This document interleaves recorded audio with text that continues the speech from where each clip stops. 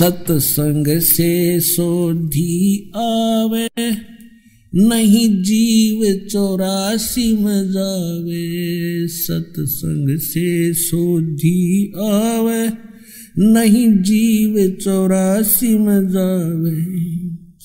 अब मेटो द्वेष और राग, हो राग या उम्र बतेरी जाली। अब मेटो द्वेष और राग, हो राग या उम्र बतेरी जाली। शरीर ऐसा दे दिया, हम कर्म करे बिना इसको सुरक्षित रख नहीं सकते।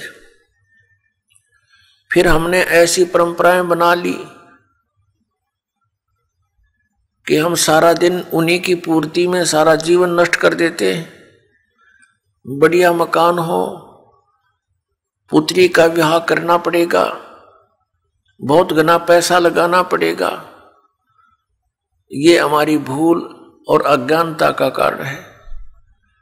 पुत्र के विवाह में हम दहेज लेते हैं, पुत्री के विवाह में हम देते हैं, तो ये क्या वस्तु है? अज्ञानता का कारण है।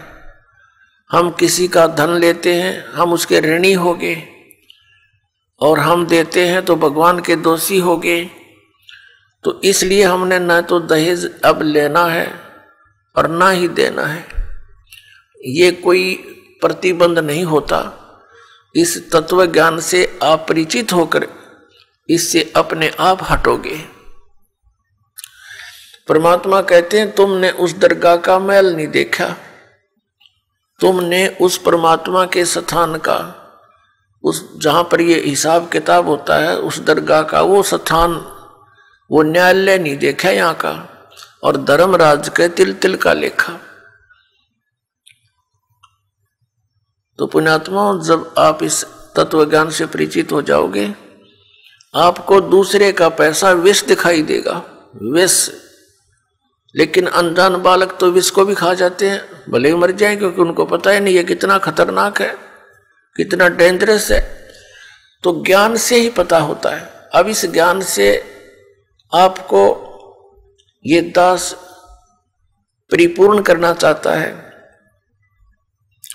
ताकि आपकी आस्था इस गंदे लोक से हटे और उस सच्चे लोक की तरफ जुड़े, आपकी कसक बन जावे कि हम सचमुच यहां कष्ट उठा रहे हैं।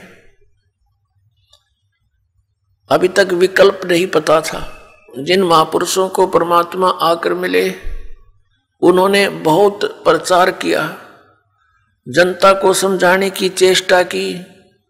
जैसे धर्मदास जी ने पहले तो स्वयं ही नहीं माना था, जब परमात्मा का ज्ञान हुआ समर्पित हो गए, फिर अन्य हिंदू समाज ने किसी ने स्वीकार नहीं करी उनकी बात। और पहले वो बहुत अच्छे प्रभाव रखते थे, धनी व्यक्ति थे, बहुत से लोग उससे प्रभावित थे। और जब मालिक के समर्पण हुए, इस तत्व ज्ञान को की चर्चा करने लगे, तो सब उल्टे हट गए। ऐसे ही आदरणीय गरीबदास साहिब जी को परमात्मा मिले, सचखंड लेकर गए, फिर वापस छोड़ा। उन्होंने परमात्मा की महिमा का गुणगान शुरू किया, तो उनको बावड़ा कहने लगे, मेंटल, क्यों? तो मेंटल हो गया। तो पुण्यात्माओं, ऐसे ही आदरणीय नानक साहिब जी को परमात्मा मिले, सचखंड लेकर गए, 3 दिन तक ऊपर के सब सारी व्यवस्था से परिचित करवाए, अपनी स्थिति से परिचित करवाए और वापस छोड़ दिए। उन्होंने 12 वर्ष तक दूर दूर देश तक बड़े बड़े सिद्धों और महात्माओं के साथ गोष्ठी की, तत्व ज्ञान के बारे में जानकारी देने की चेष्टा की, लेकिन उनके गले वह बात उतरी नहीं। कारण क्या रहा कि हम अशिक्षित थे और हमने उन अज्ञानी ऋषि महर्षियों को पूर्ण मान रखा था। इसलिए हमारे हृदय में उन महापुरुषों की बातें नहीं समाई, जो हमारी सिंपल लैंग्वेज में हमें ये अनमोल ज्ञान देना चाहते थे।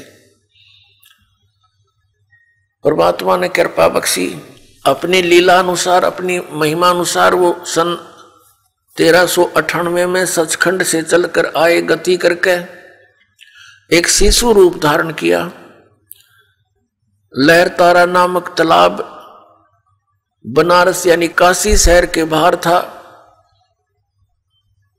मूल शहर से लगभग 3-4 किलोमीटर की दूरी पर एक बनी में बाहर जंगल में, वो वन में सरोवर था।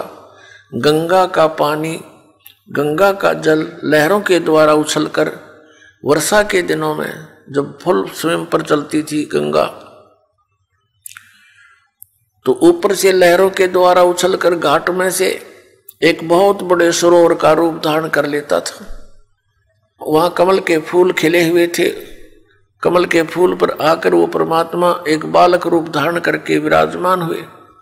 वहां से एक नीरू नामक जुलाहा उठा कर ले गया। वो अपनी पत्नी सहित स्नान करने के लिए वहां जाया करता था।